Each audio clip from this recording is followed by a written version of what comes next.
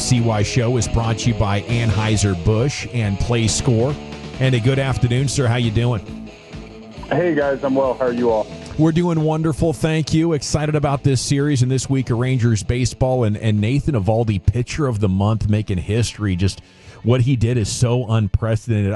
I guess some guys can get better with age. Is that what we're seeing here, CY? Well, I think it is. I think really what we're seeing with Nate is the physical talent combined with the mental side, and just a pitcher really who's at his absolute best. It's just so fun watching him pitch and to see the way he's evolved, and maybe not doing it the way that he did earlier in his career in terms of the velocity, but really just the pitchability and reading hitters and being able to mix and match and do different things. It's just fun to watch. I love watching him every fifth day.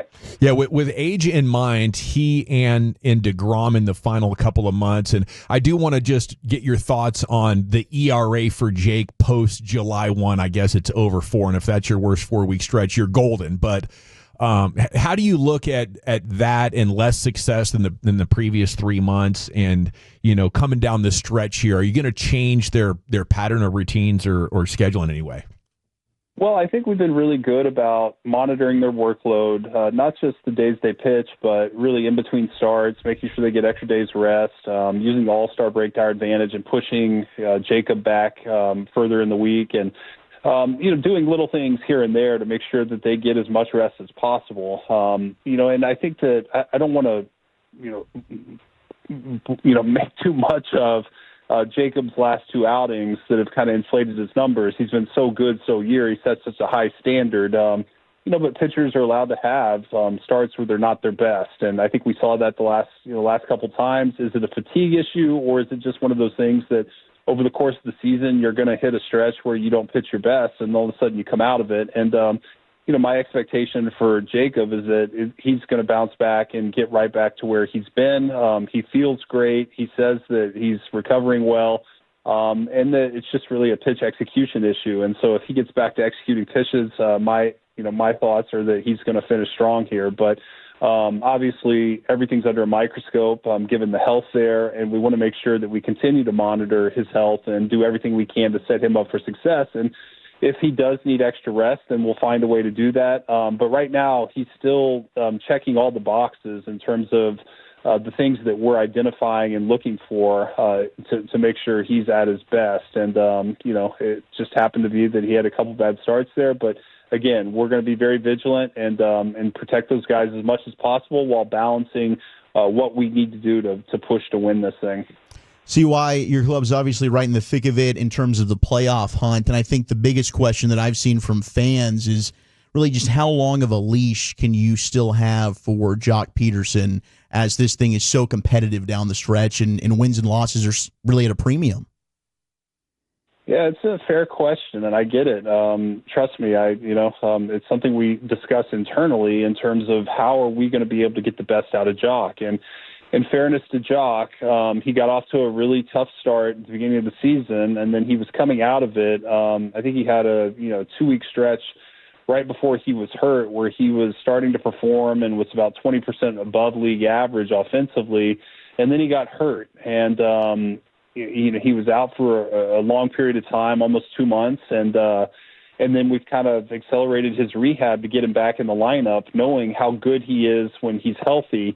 That said, he's still not in midseason form. He doesn't have his timing. His at-bats aren't where we expect them to be and where we need them to be. And so it's a very delicate balance of really trying to give Joc the runway he needs to find his timing and get going, but also doing what's best for the team in terms of performance. And I've said before, it's a performance-based game, and there will come a time where we probably have to pivot a little bit and reduce playing time if the performance doesn't start here soon. So, Boch and I have had these conversations. We'll continue to have it. But we do believe in Joc. We know how good he is. We need him to be the good version of himself for us to compete.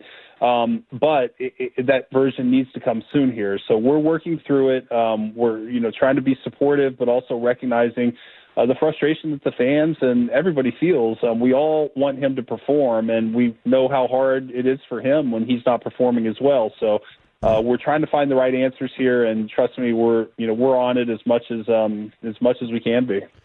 Let's see why this. You once again you get some bad injury news about. Well, it's not bad, but as far as a terminal thing or anything like that. But with Josh Jung and another setback with him, can you kind of walk us through just the struggles that he's had, and then of staying healthy, and then how the organization deals with that?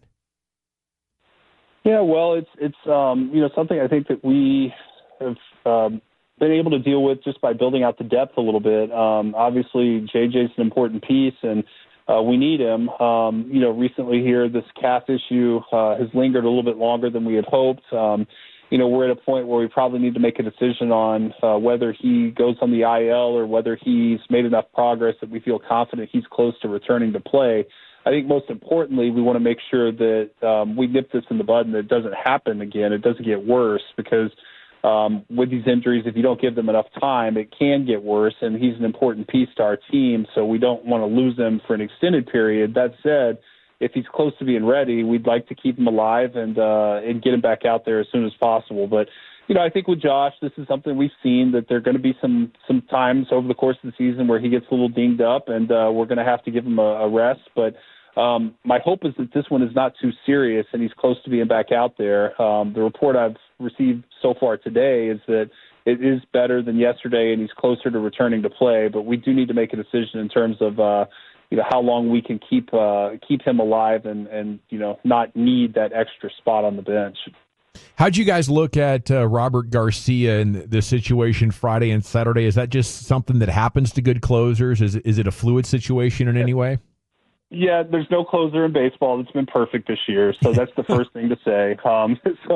There's high expectations, and it's anytime a closer blows a game, it's under a microscope, because you lose the game in that moment. But there are plenty of games that are blown in the fifth, sixth, seventh innings where the pitcher doesn't get the job done. Just unfortunately, as the closer, it's the last thing everyone remembers. So. Robert's had a great season. He's really been wonderful. He's been a great addition to our bullpen, and just tough timing on those two games in Seattle. We did come back and win one of them, which was great. The guys picked him up, and the night before was just a really tough way. It was so quick the way it went, with base hit, then homer about 2 pitches later. So it just all happened so fast, and it was tough, obviously, in a big series. But Robert's going to be a key piece to our success down the stretch here. It's just been a lot of fun watching him compete and get better as the season's gone. And, I think we're close to getting Chris Martin back here, hopefully in the next, week to 2 weeks. And when we get Chris back, we're going to have just one more option in terms of how we close out games. It may not be a designated closer, so to speak, more of a closer by committee, and putting these guys in the best position with the best matchups. But I am very confident that Robert Garcia can get the final 3 outs on any given day. Well, you were able to add bullpen depth at the deadline, Merrill Kelly as well to the rotation there. I mean, Thursday was wild for us just watching on social media. I can't imagine what it was like for you. What were your thoughts on the deadline? Were there any other potential deals maybe for a bat that you were close to but just didn't make happen? Yeah, it was a wild day, really a wild, 72, 96 hours leading into the deadline. And for a while there, things just weren't coming to fruition and involved on a number of fronts in a number of different ways. But, our jobs are to make this team as good as possible and look for ways to try to improve. And, the trade deadline is kind of the last period at which the front office can make some changes to the roster. There's small things that we can do the rest of the season, but this is the group we have. And so it was very important that we did our best to upgrade this team.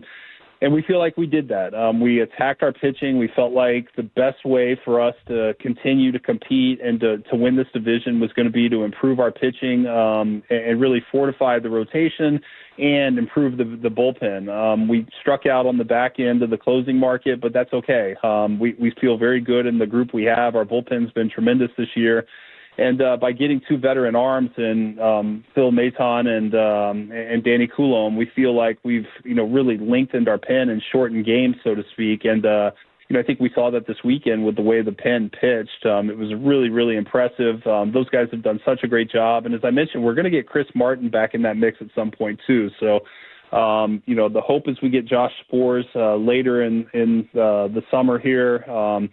Tyler Malley is doing well on his rehab or in throwing progression. So, we feel like we're going to get stronger from a pitching standpoint, and that strengthening our kind of biggest strength was going to be the best way to kind of keep our team involved in this race. And, I'm excited to watch these guys pitch. They did a great job this weekend in Seattle. We kind of had the one tough game Thursday night with Kamar, but other than that, the games were super close, and our pitching staff did a great job, and we just unfortunately came up a little bit short.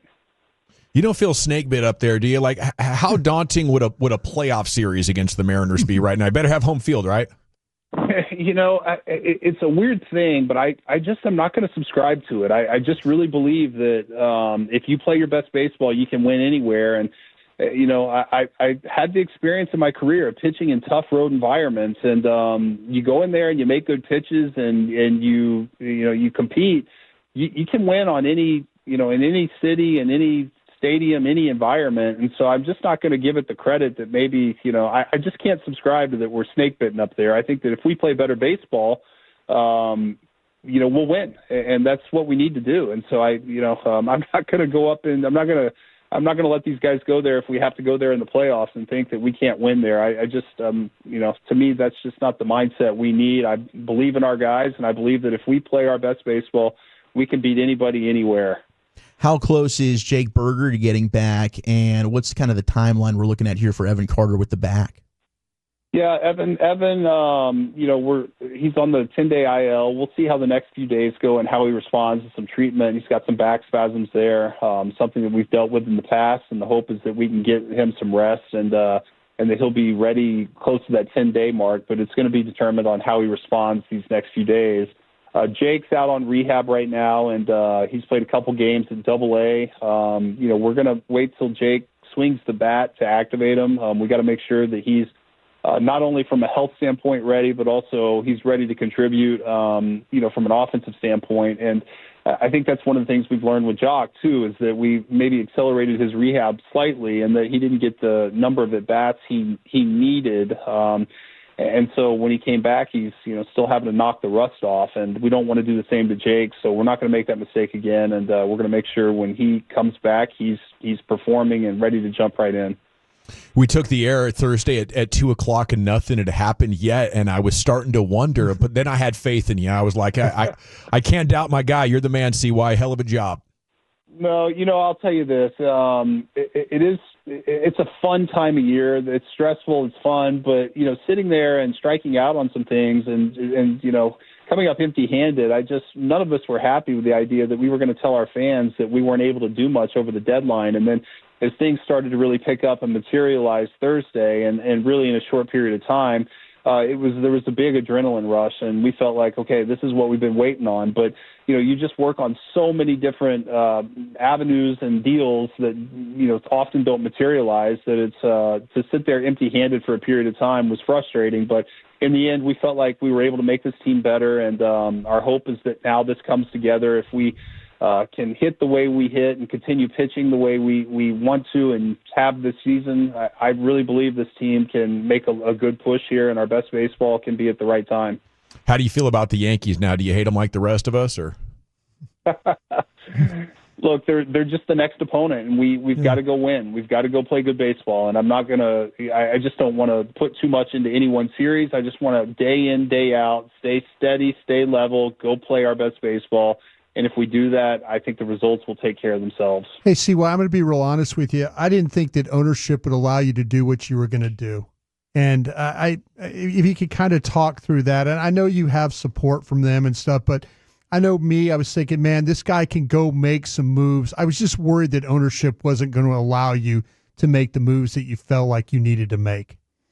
No, thank you for saying it. I think ownership has been wonderful in terms of giving us the resources that we need to put a competitive team out on the field. And when the time was necessary, when we needed to do a little bit more, they stepped up and provided us even more resources. And so I just can't say enough about our ownership group and Ray Davis and his partners in terms of giving us the support we need. And we want to be responsible. We realize that we're not in a market that, we can spend where the Dodgers or Mets or some of these other teams are. But that said, we are a big market, and we've got an opportunity here with some of these players in the prime of their career, and that if we can do a little bit more to make this team better and increase our playoff chances, we should do that because it's what our fans deserve. And Ray has been unbelievable in supporting us in that manner, and very grateful for his confidence and willingness to do so. CY, how can we help you, though? Can we butts in the seats? Is that kind of something that always makes ownership maybe look a little different? Buy more merch? How do we help? I mean, is that? I love our fans, and we've got tremendous fans, and really it's our job to give our fans a reason to come out. It's our job to put a winning product out on the field and get our fans excited. And for me, if we do that, our fans will show up and support us in a tremendous fashion, just like they always have. And so, I look in the mirror and say, we've got to do our job. We got to go win. And if we win, our fans will be there. So I appreciate the question.